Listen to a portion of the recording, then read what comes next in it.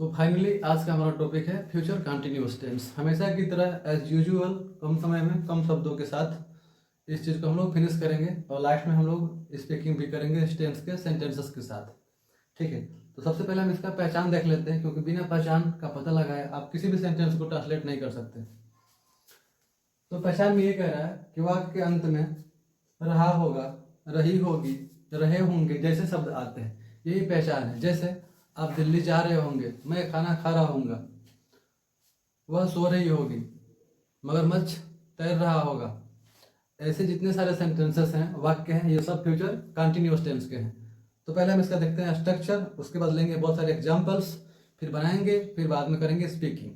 तो ये क्लास मजेदार होने वाली है आपके लिए। चलिए इसका स्ट्रक्चर समझते हैं। पहले इसका स्ट्रक्चर क्या होने वाला है? तो इसका स्ट्रक्चर है कि पहले सब्जेक्ट, फिर सेल या वेल, सेल या विल, उसके बाद आता है बी। ये बी जो है, बी का अर्थ होता है होना, बी, बिकेम, बिकम।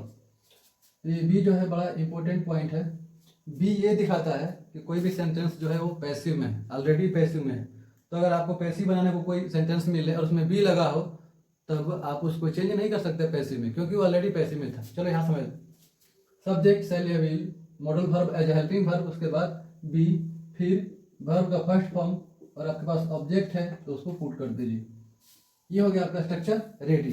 अब हम लेंगे बहुत सारे एग्जाम्पल्स और करेंगे सॉल्व। तो ये रहे आपके सामने बहुत सारे एग्जाम्पल्स जिसका संबंध फ्यूचर कंटिन्यूअस टेंस है।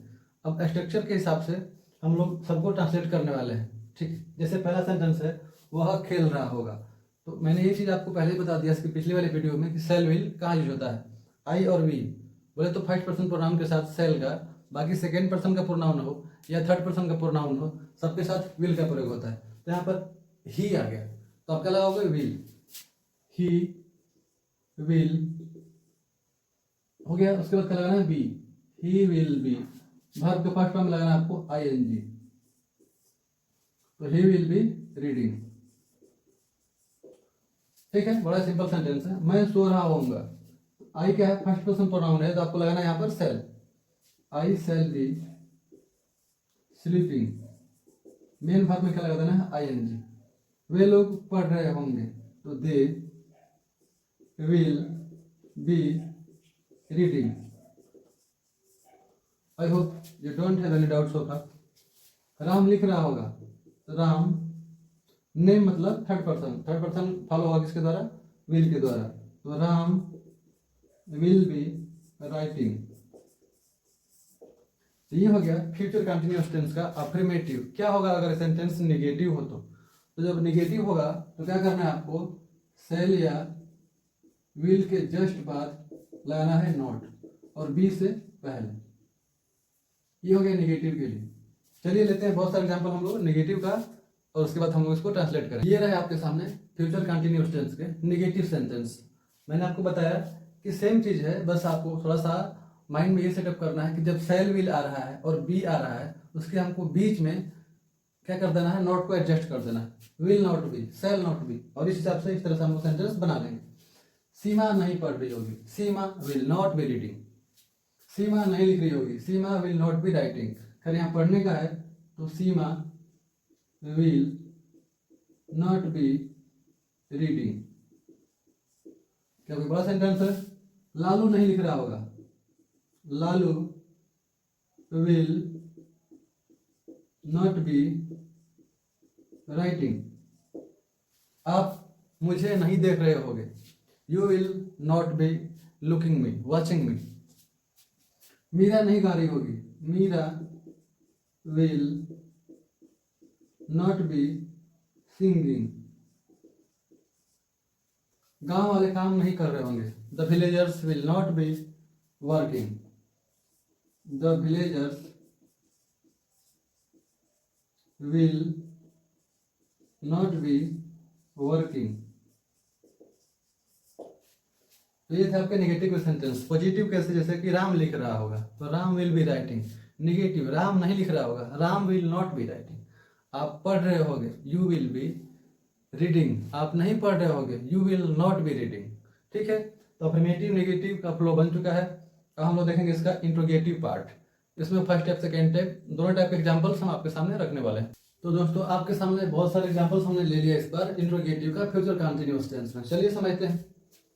क्या आप सो रहे होंगे? तो रूल में क्या होता है, जब भी इंट्रोगेटिव आता है तो किसी भी सेंटेंस का जो हेल्पिंग वर्ब है चाहे मॉडल वर्ब हो उठ के तुरंत स्टार्टिंग में आती है। आप समझ गए सेंटेंस कैसे शुरू होने वाला है, शैल या विल से।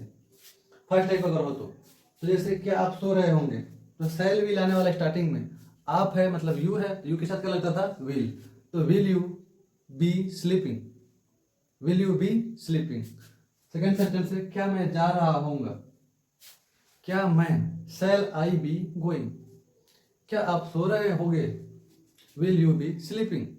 क्या वो लिख रही होगी, विल सी बी राइटिंग। क्या मगरमच्छ तैर रहा होगा, विल क्रोकोडाइल बी स्विमिंग। कितना सिंपल है, चलिए बनाते हैं इसको। तो क्या हो गया, शैल या विल उठ के कहाँ आने वाला है, उठ के आने वाला मेरे भाई स्टार्टिंग में। तो चलिए बनाते हैं। क्या आप सो रहे होगे, will you B sleeping, will you B sleeping, so easy. क्या मैं जा रहा हूंगा, शैल आई बी गोइंग। सुंदर कहाँ खेल रहा, सुंदर कहाँ खेल रही होगी।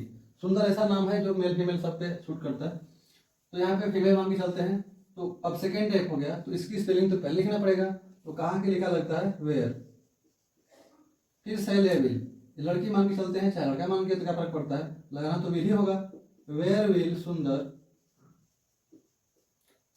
खेल रही होगी, बी प्लेइंग। थोड़ा सा समय दे करके नॉट कहाँ लग रहा है, बी कहाँ लग रहा है, बस इसी को एडजस्ट करना होता है। बाकी टेंस सच में मजाक है। भूवर कैसे आता होगा, कैसे की मीनिंग हाउ, और नाम है तो विल लगेगा। हाउ विल भूवर बी कमिंग। आता होगा नहीं, आ रहा होगा। ठीक है। राणा क्यों नहीं सो रहा होगा, देखिए इंट्रोगेटिव भी है नेगेटिव भी है। तो नोट कहाँ एडजस्ट हो रहा है इसको ध्यान दीजिए। क्योंकि मीनिंग क्या होगा, वाई। अब हेल्पिंग वर्ब शैल या विल, तो राणा है तो विल लगेगा, वाई विल राणा, और सब्जेक्ट के बाद ही नॉट लगेगा। तो why will Rana not be, subject के बाद और बी से पहले। Why will Rana not be sleeping. तो ये था आपका फ्यूचर कंटिन्यूअस टेंस। अब हम लोग पढ़ेंगे अगले वीडियो में फ्यूचर परफेक्ट टेंस। ठीक है। तो रूल स्ट्रक्चर सब कुछ है और तीनों फॉर्मेट में बहुत सारे एग्जांपल्स मैंने आपको दी। ठीक है।